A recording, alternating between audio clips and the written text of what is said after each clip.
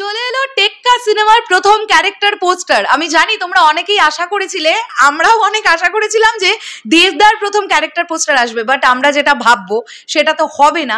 সেটার থেকে যদি আমরা একটু অন্যরকম কিছু পাই তাহলেই তো সেটা মজাদার থ্রিলার। যাই হোক, রুক্মিণী মৈত্রর প্রথম পোস্টার চলে এসেছে এবং এই ক্যারেক্টারটার সঙ্গে আমাদের ইন্ট্রোডিউস করিয়ে দেওয়া হয়েছে। তার আগে বিভিন্ন বিষয়গুলো নিয়ে একটুখানি কথা বলে নিই। 8th of October টেক্কা মুক্তি পাচ্ছে, মানে মহাপঞ্চমীর দিন। আমি যদি ভুল না করি যে 9ই অক্টোবর কিন্তু মহাষষ্ঠী, তো পঞ্চমীর দিন টেক্কা আসছে। সেকেন্ড যেটা আমরা দেখতে পেলাম সেটা হচ্ছে পিভিআর আইনক্স ডিস্ট্রিবিউট করতে চলেছে টেক্কাকে এবং সারেগামা কিনেছে টেক্কার গানগুলোকে। এটা আমরা দেখতে পেলাম, পোস্টারের ধারেই লেখা আছে। এবারে যদি আমরা একটুখানি দেখি দেব এন্টারটেনমেন্ট ভেঞ্চার্সের তরফ থেকে পোস্টারটা তো আগে আমরা দেখবো, তার আগে দেখি কি লিখছে। সাহেব বিবি গোলামের দেশে আস্তিনে থাক, এবার পুজোয় দেখা হচ্ছে টেক্কার সাথে।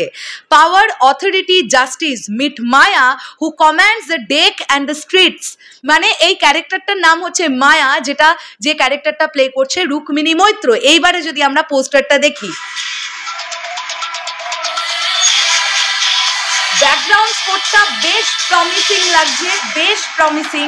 মানে ব্যাকগ্রাউন্ড স্কোরটার মধ্যে একটা ব্যাপার আছে। এবার যদি আমরা রুক্মিণীর লুকটা নিয়ে একটুখানি কথা বলি, এখানে প্রচন্ড স্মার্ট দেখতে লাগছে রুক্মিণী মৈত্রকে। এবং আমি আবারও বলছি, রুক্মিণী মৈত্র ভীষণ ভীষণ ভীষণ ভালো একজন অভিনেত্রী, এটা নিয়ে জাস্ট কোনো ডাউট নেই।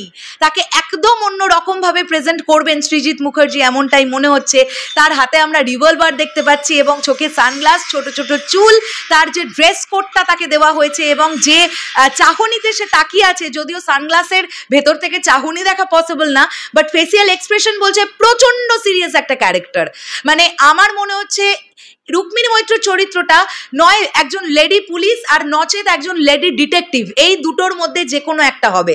দেখো, টেক্কা ছবিতে যদি আমরা সেভাবে হিরো ভিলেন ওইভাবে দেখি, ওইভাবে ব্যাপারটা আমরা বুঝতে পারবো না, কেননা এটা কিন্তু একটা চাকরি দুর্নীতি নিয়ে গল্প এবং এখানে একটি বাচ্চা মেয়েকে কিডন্যাপ করার গল্প থাকবে। তো বুঝতেই পারছি দেবদাই বাচ্চা মেয়েটাকে কিডন্যাপ করবে। কেন দেবদা কিডন্যাপ করলো এবং এই বাচ্চা মেয়েটাকে বোধহয় রেস্কিউ করবে রুক্মিণী মৈত্রর চরিত্রটা। আরও ধীরে ধীরে আরও ক্যারেক্টার পোস্টার আসবে, সেগুলো থেকে আমরা জানতে পারবো দেবদার এই সিনেমায় নাম কি, দেবদার চরিত্রটার মানে দেবদা যে ক্যারেক্টারটা প্লে করেছেন সেই ক্যারেক্টারটার কি নাম এখনো আমরা জানি না। স্বস্তিকা মুখার্জি থেকে শুরু করে, সৃজা থেকে শুরু করে, আরিয়ান থেকে শুরু করে অনেকে আছেন এই ছবিতে। অনেক অনেক ভালো ভালো অভিনেতা অভিনেত্রীরা কাজ করছেন।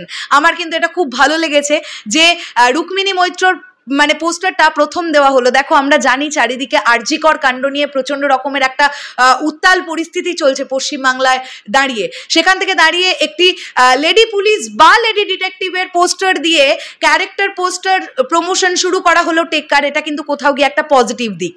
যেহেতু দেব এন্টারটেনমেন্ট ভেঞ্চার্স এই ছবির প্রোডাকশন হাউস, কাজেই প্রমোশনটা ভাই তুঙ্গে হবে, এটা নিয়ে কোনো ডাউট নেই। ভালো লেগেছে, এক কথায় বেশ বেশ ভালো লেগেছে। স্পেশালি ব্যাকগ্রাউন্ড স্কোরটা খুব ভালো লেগেছে। তোমাদের কি বক্তব্য? রুক্মিণী মৈত্রকে কেমন লাগলো ডেফিনেটলি কমেন্ট করো। মায়াকে দেখতে কেমন লাগলো সেটা কমেন্ট করে জানাও।